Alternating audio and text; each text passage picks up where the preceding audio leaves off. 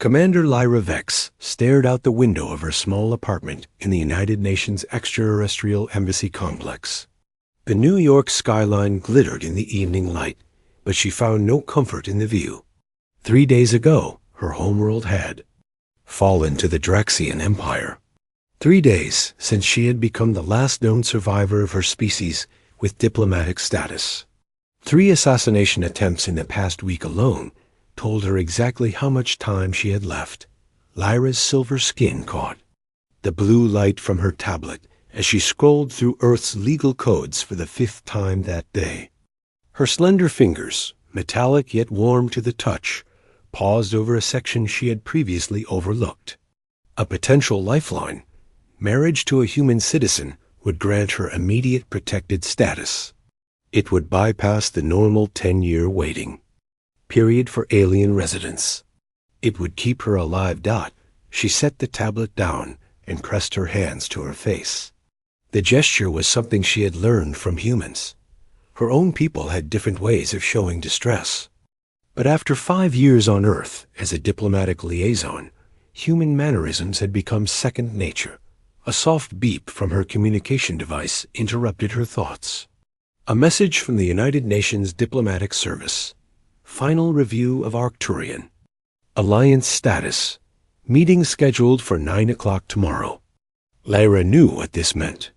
With no government left to represent, her diplomatic immunity would be officially revoked.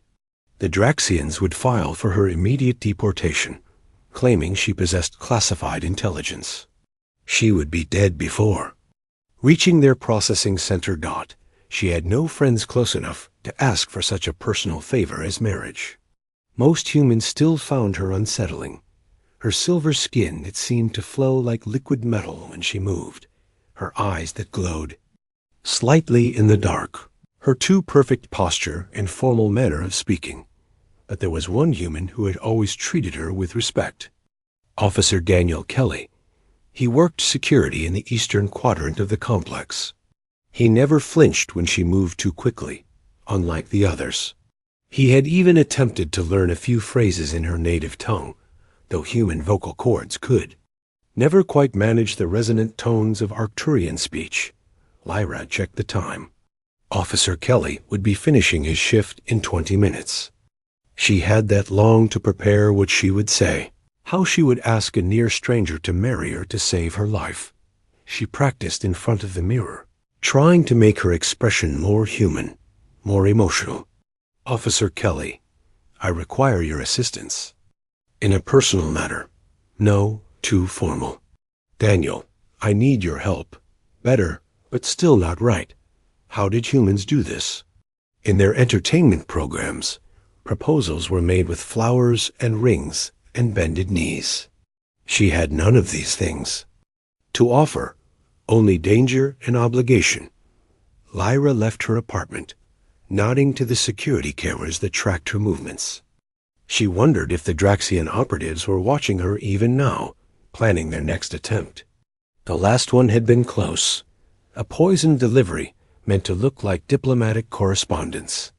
Only her species' natural resistance to certain toxins had saved her. The Eastern Security Office was quiet when she arrived. Most of the day's staff had left, and the night shift was just settling in.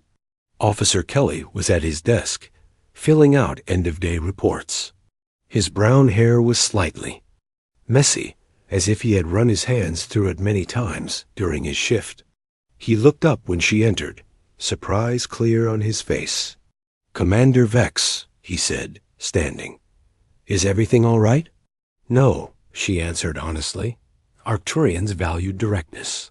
May I speak with you privately, Officer Kelly? It is a matter of great importance. Concern crossed his features as he led her to a small break room and closed the door. What's happened? My homeworld has fallen, she said, the words still strange and painful to speak aloud. I am the last of my kind with diplomatic status, and that status will be revoked tomorrow morning. When that happens, the Draxians will have me extradited and executed. Daniel's expression darkened. I heard about Arcturus. I'm so sorry, Commander. But surely Earth can offer you asylum? The process would take too long. The Draxians have already filed claims against me for possessing state secrets. She took a deep breath. There is only one solution I have found. It is unconventional. I'm listening. According to Earth law, marriage to a human citizen would grant me immediate protected status. She watched his face carefully, noting the widening of his eyes, the slight parting of his lips in shock. I am asking you to marry me, Officer Kelly. Daniel stared at her for a long moment. You want to marry me? We barely know each other. I know you are kind. I know you do not fear me as others do. I know you have no family connections that the Draxians could target. She paused. I have researched you. You live alone. You have no romantic partner. Your service record is exemplary. You've been investigating me? His voice held no anger, only surprise. I had to be certain you were someone I could trust with my life, she replied. Because that is what I am asking you. To hold. Daniel ran a hand through his hair, making it stand up even more. This is a lot to process, Commander. Please call me Lyra, she said. If we are to be married, even temporarily, formalities seem unnecessary. A small smile crossed his face at that. Lyra, then. He looked at her directly. What happens? After? Once you're safe? Once I secure permanent citizenship, we could end the marriage. I would not expect anything from you beyond the legal arrangement. I would compensate you, of course. Daniel shook his head. I wouldn't take money for something like this. Hope stirred within her for the first time in days. Does that mean you are considering my proposal? I need time to think, he said. This could end my career, possibly get me arrested for immigration fraud. But Double Key hesitated. No one should have to face what you're facing alone. Lyra felt a strange sensation. In her chest, something her people rarely experienced. Emotion overwhelming logic. I understand. How much time do you need? Give me until tomorrow morning. Can you meet me at the coffee shop across from the complex at 8 a.m.? Before your meeting? I will be there, she promised. Thank you for not dismissing my request immediately. As she turned to leave, Daniel called after her. Lyra, be careful tonight. Don't stay in your apartment. She nodded, grateful for his concern. I have arrangements for the night. The Draxians will not find me easily. Outside the complex, Lyra noticed a dark sedan with diplomatic plates watching the entrance. She slipped away through a service exit, vanishing into the New York evening. She had one night to wait for Daniel's answer. One night to hope that a human she barely knew would save her life by saying two simple words. I do. Daniel Kelly returned to his small Brooklyn apartment with his mind racing. The idea of marrying an alien diplomat to save her life seemed like something from a movie, not his ordinary life as a security officer. He unlocked his door, stepped inside, and tossed his keys onto the kitchen counter. The apartment was quiet and simple. One bedroom, a living area with a worn couch, and a kitchen barely big enough for one person. It wasn't much, but it was his. He opened the refrigerator, grabbed a beer, and sat down heavily on the couch. What am I even considering? He asked the empty room. He thought about Lyra. She was different from any woman, any person he had ever met. Her silver skin had a subtle glow, especially when she was speaking about something important. Her eyes, slightly too large and luminescent, always looked directly at whoever she was speaking to. Her voice had a musical quality that human voices lacked. But beyond her alien features, Daniel had always noticed her dignity. Even now, facing extinction, she had approached him with that same calm composure. Only the slight tremor in her hands had betrayed her fear. Daniel picked up his phone and called the one person he trusted for advice. Hello? A sleepy voice answered. Hey, Carol, It's Daniel. Sorry to call so late. Carol Wright was a retired judge who had become Daniel's friend when he provided security for her courtroom years ago. Daniel, is everything all right? I need some advice. Legal advice, and I need you to keep it between us. There was a rustling sound as Carol presumably sat up in bed. You've got my attention. If someone were to marry a non-citizen to help them stay in the country, what kind of trouble could they get into? A pause. Are we talking about a human non-citizen or an extraterrestrial with diplomatic status that's about to be revoked? Jesus, Daniel. Carol was fully awake now. That's not just immigration fraud. That's interspecies diplomatic complications. Who are we talking about? The Arcturian liaison. Commander Vex. He hesitated. Lyra. The silver one? With the Empire after her? Carol's voice sharpened. This isn't just about residency, is it? They'll kill her, Carol. Once her diplomatic status is gone, the Draxians will have her extradited. It's a death sentence.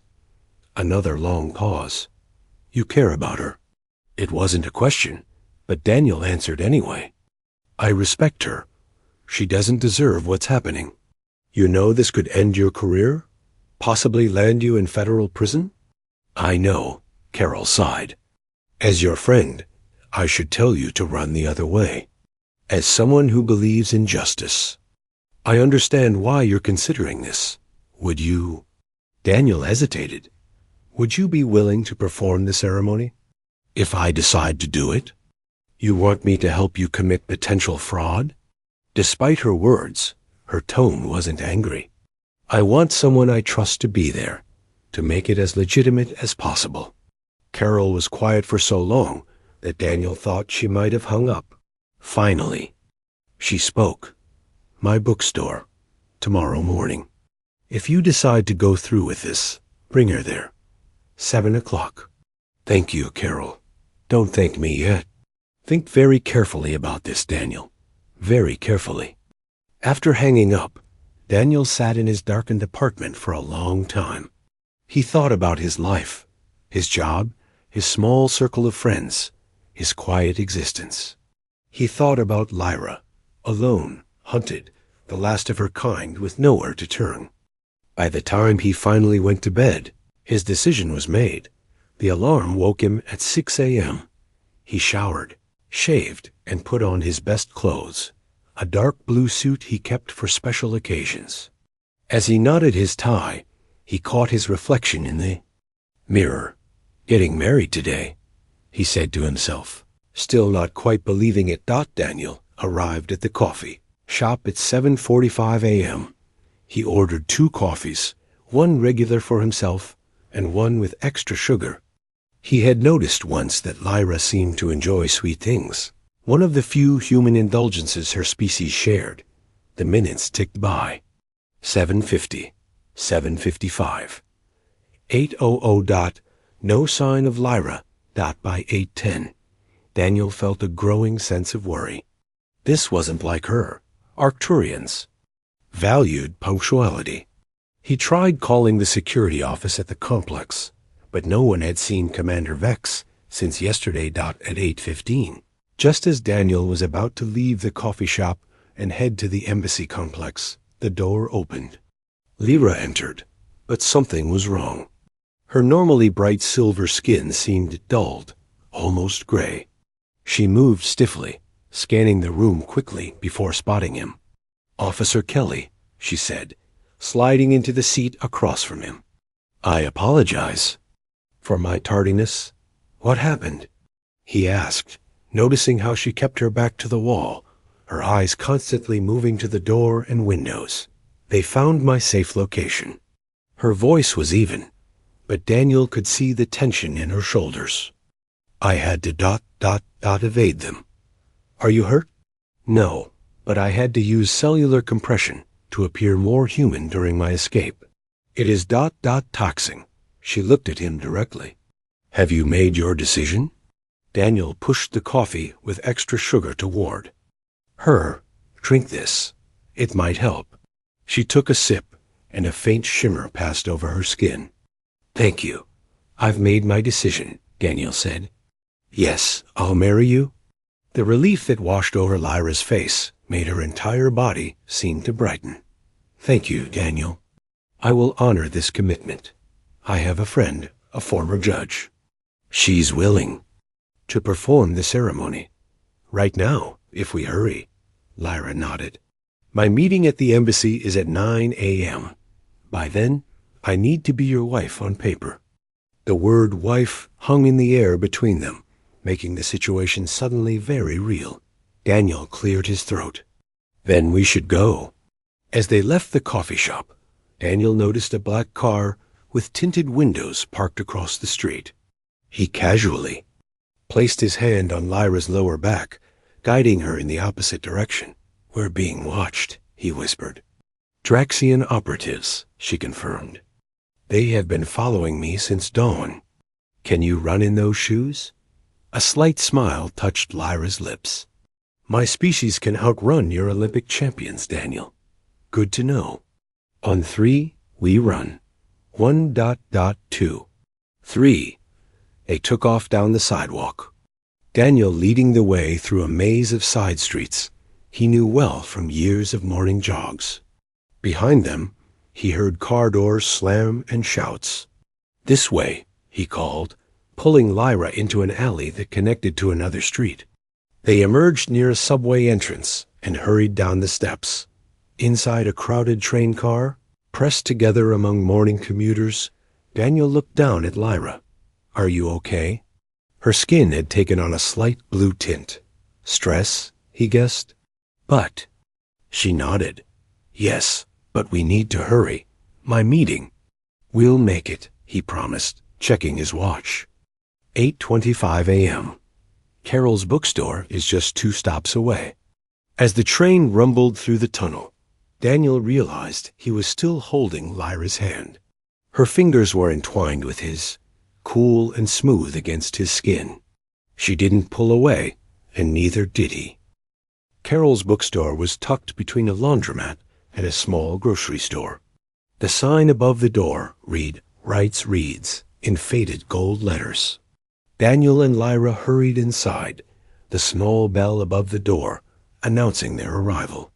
The familiar smell of old books and coffee filled the air. The store was empty of customers this early in the morning. Carol stood behind the counter, her gray hair pulled back in a neat bun. She looked up as they entered, her eyes widening slightly at the sight of Lyra. You must be Commander Vex, Carol said, extending her hand. Lyra took it, bowing her head slightly in the formal Arcturian greeting. Thank you for agreeing to help us, Judge Wright. Call me Carol. She glanced at her watch. It's 8:35. We should get started. She led them to the back room of the bookstore, a cozy space with floor-to-ceiling bookshelves and a small sitting area. Carol closed the door behind them and pulled a folder from her desk. I've prepared the marriage certificate, she said. Once we complete the ceremony, I'll file it electronically. It should update your status in the system immediately. Lyra nodded. That is most efficient. Thank you. Carol looked between them. Do either of you have rings? Daniel shook his head. This was rather sudden. I thought as much. Carol opened a small drawer and pulled out 2 simple gold bands. These were my parents. They had a good marriage. Maybe they'll bring you luck. Daniel took the rings, surprised by the gesture. Carol, we can't. Consider it a loan, she said firmly. Now, shall we begin? They stood facing each other in the center of the room. Daniel could see the tension in Lyra's posture, the way her eyes kept darting to the small clock on the wall. 8:40 a.m. 20 minutes until her meeting. Carol began the ceremony, her voice taking on the formal tone Daniel remembered from her days as a judge. We are gathered here today to join Daniel Kelly and Lyra Vex in matrimony. The words felt surreal to Daniel. Just yesterday, he had been a single security officer with a simple life. Now he was marrying an alien diplomat to save her from assassination.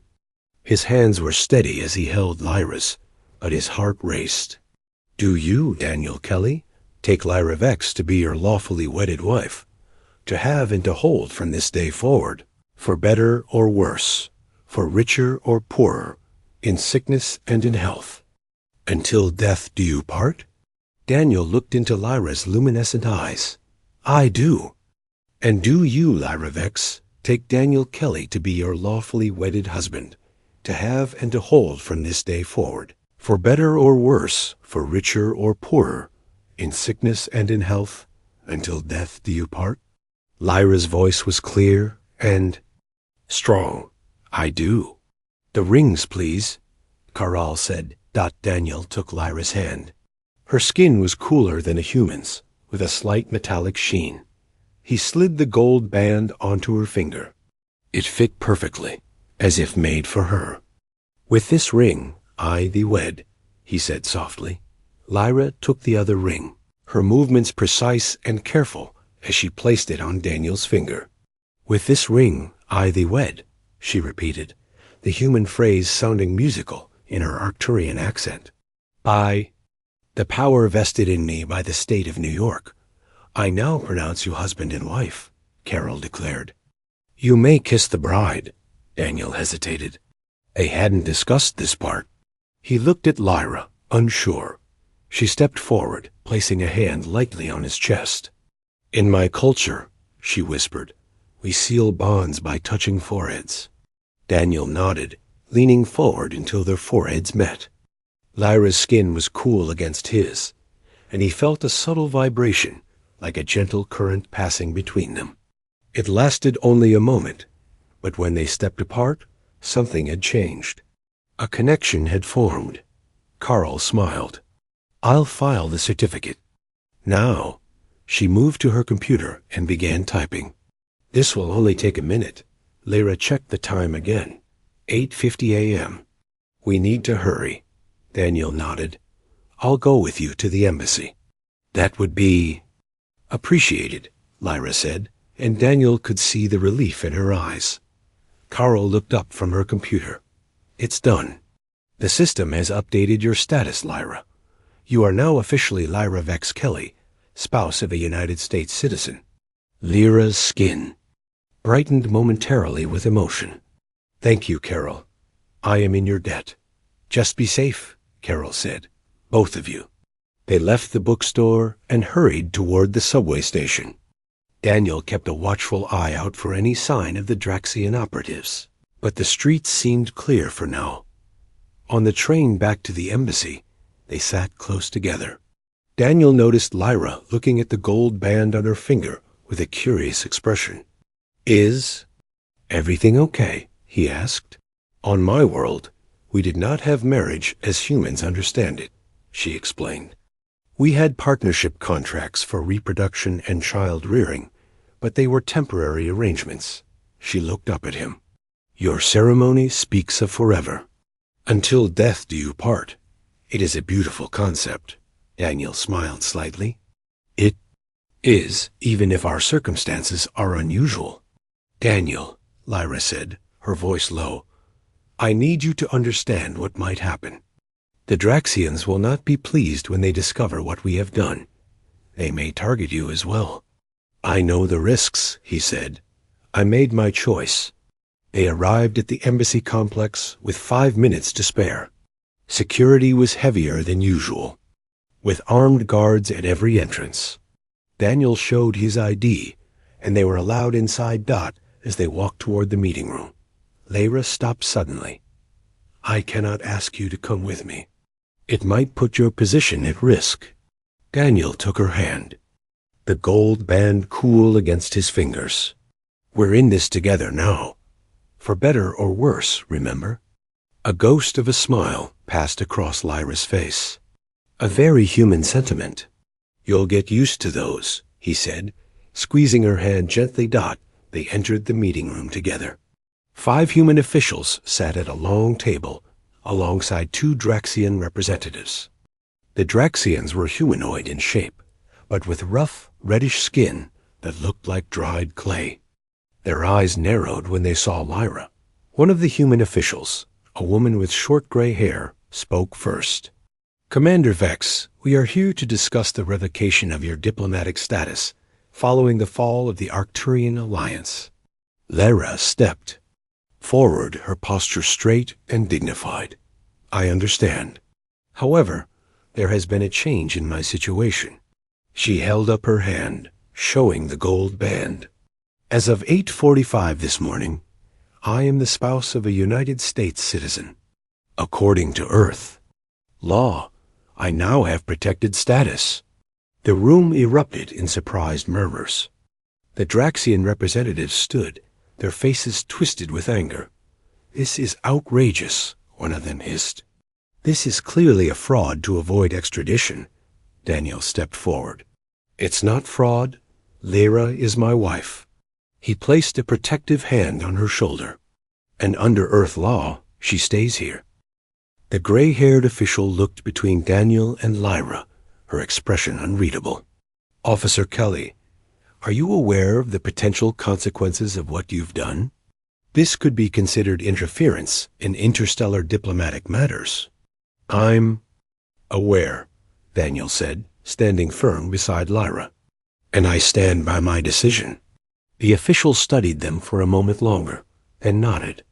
Very well. The marriage certificate has been verified in our system. She turned to the Draxian representatives. Under Earth law, Commander Vex Skelly now has protected status as the spouse of a citizen. Your request for extradition is denied. The taller Draxian slammed his fist on the table. This is unacceptable. She possesses classified information about her military capabilities. Information I gathered legally as a diplomatic liaison, Lyra countered calmly. Before your empire invaded my homeworld. The Draxians exchanged glances, and Daniel didn't like the silent communication that passed between them.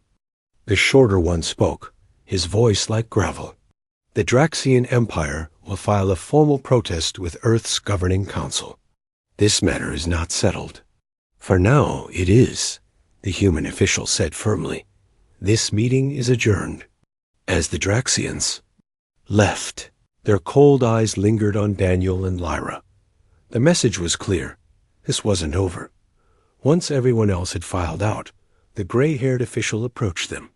Officer Kelly, Commander Vex Kelly, I'm Susan Blackwell, Director of Extraterrestrial Affairs. She lowered her voice. What you did was either very brave or very foolish. Possibly both. It was necessary, Lyra said simply.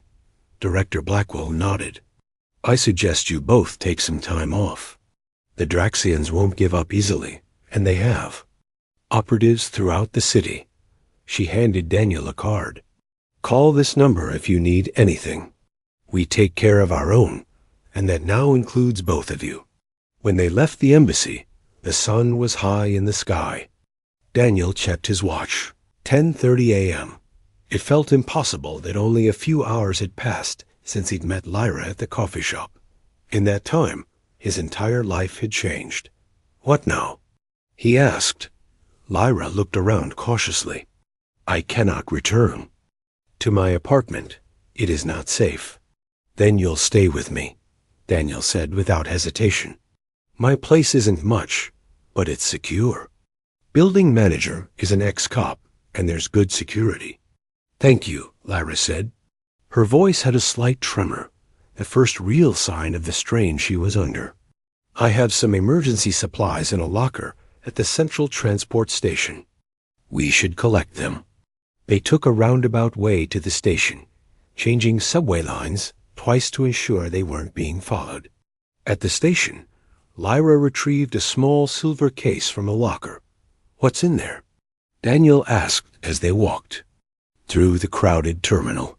Personal items, emergency currency, and ... She hesitated. A defense device. Daniel raised an eyebrow. A weapon? A non-lethal one, she clarified. Standard issue for Arcturian diplomats in high-risk positions. They were almost to the exit when Lyra suddenly grabbed Daniel's arm, pulling him behind a pillar. Don't look, she whispered, but there are 2 Draxian operatives by the east door. They're disguised as humans, but I can tell by their movement patterns. Daniel risked a quick glance. 2 men in plain clothes stood watching. The crowds, their posture too stiff, their movements too precise. How did they find us? He asked. They may be tracking my energy signature, Lyra explained. My species gives off a distinct radiation. It's harmless but detectable with the right equipment. Daniel thought quickly. Is there a way to mask it? Lyra opened her case and removed a small silver disc. This can suppress my signature temporarily, but it takes a few minutes to activate fully. She pressed the disc against her wrist, where it seemed to meld with her skin. We need to keep moving until it takes effect.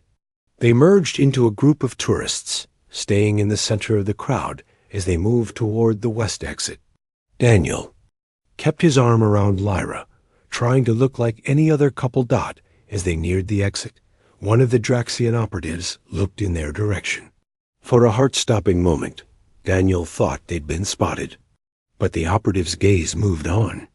Scanning the crowd, they made it outside and quickly hailed a taxi. Only when they were several blocks away did Daniel feel the tension in his shoulders ease. That was close, he said. Lyra nodded, her skin gradually returning to its normal silver sheen. They will keep searching. The suppressor only works for about 6 hours at a time. The taxi dropped them a block from Daniel's apartment as a precaution. As they walked the rest of the way, Daniel noticed Lyra looking up at the blue sky with an expression he couldn't quite read. What are you thinking? He asked. I was thinking about my world, she said softly. The skies there were purple. I always found Earth's blue skies strange when I first arrived. Now I realize this may be the only sky I ever see again. The simple statement hit Daniel hard, a reminder of everything Lyra had lost. I'm sorry, he said, knowing the words were inadequate. She turned to him, her luminescent eyes meeting his. Do not be sorry. You have given me something I thought lost forever, a future. At his apartment, Daniel quickly gathered some basic supplies, food, water, first aid kit, and placed them in a backpack.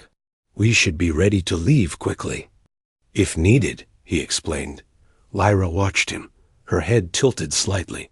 You seem practiced at this. Former military before I joined embassy security, he said. Old habits. He offered Lyra some clean clothes, a t-shirt and sweatpants that would be too big for her, but better than nothing.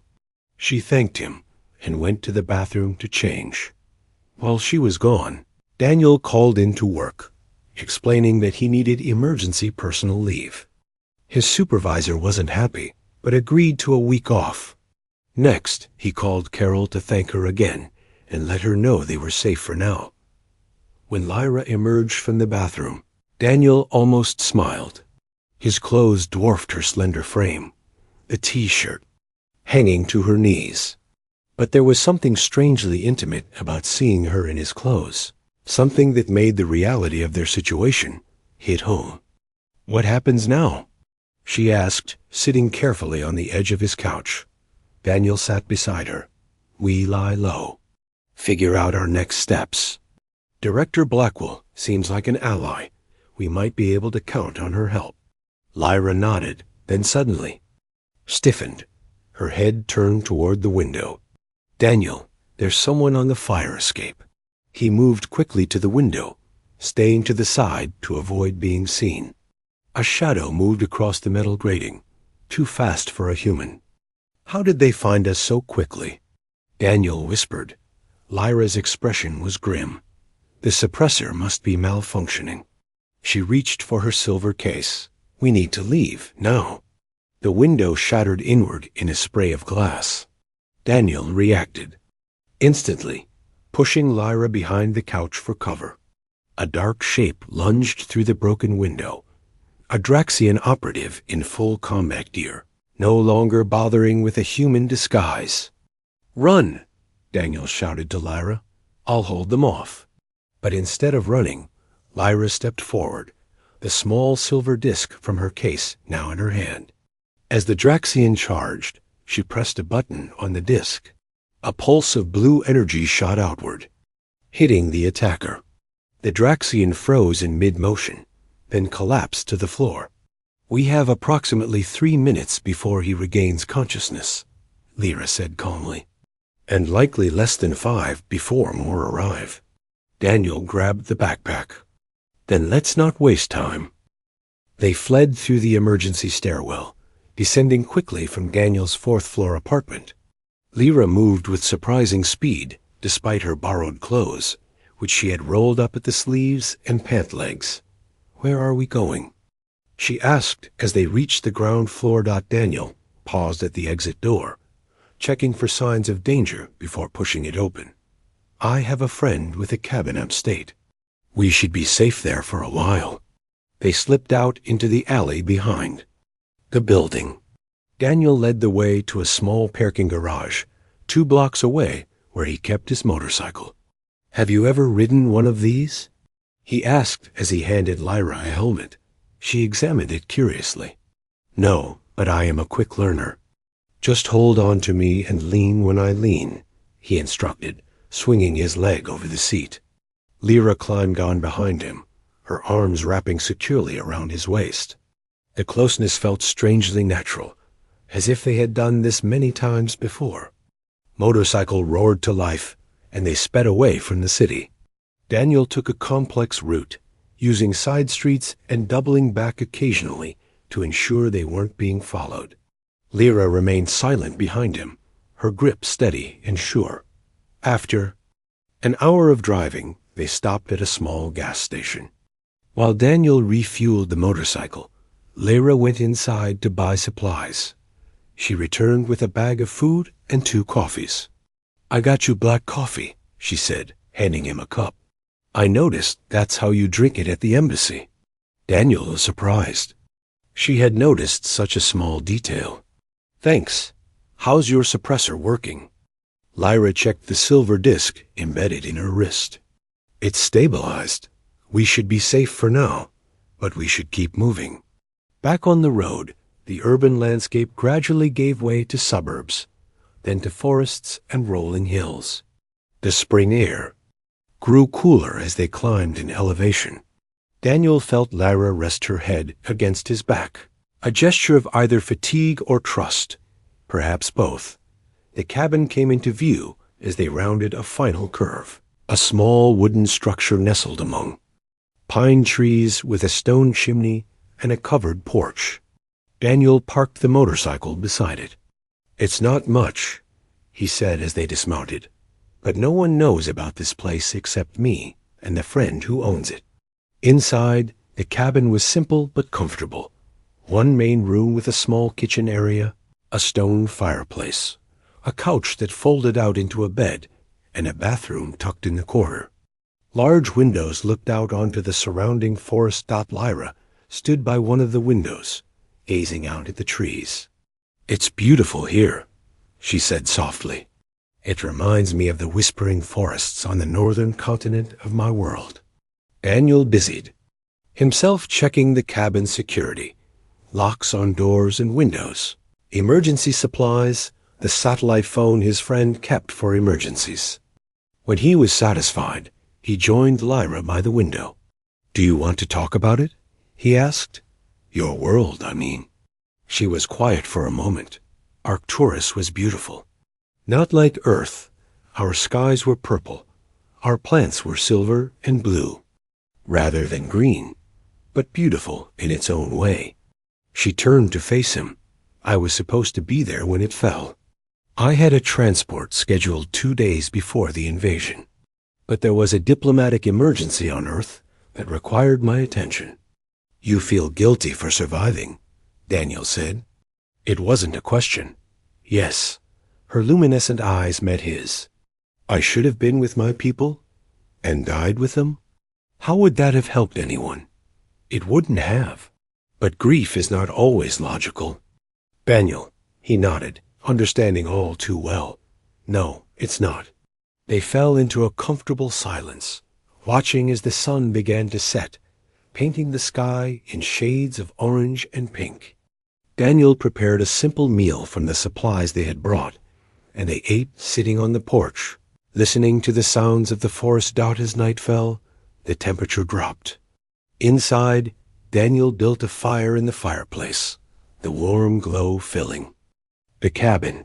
He unfolded the couch into a bed. "You take the bed," he said. "I'll sleep on the floor."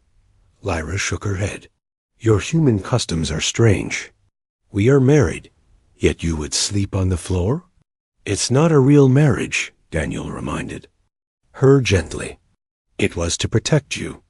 On my world, a commitment is a commitment, regardless of the circumstances under which it was made." She sat on the edge of the bed. "I would not ask you to be uncomfortable.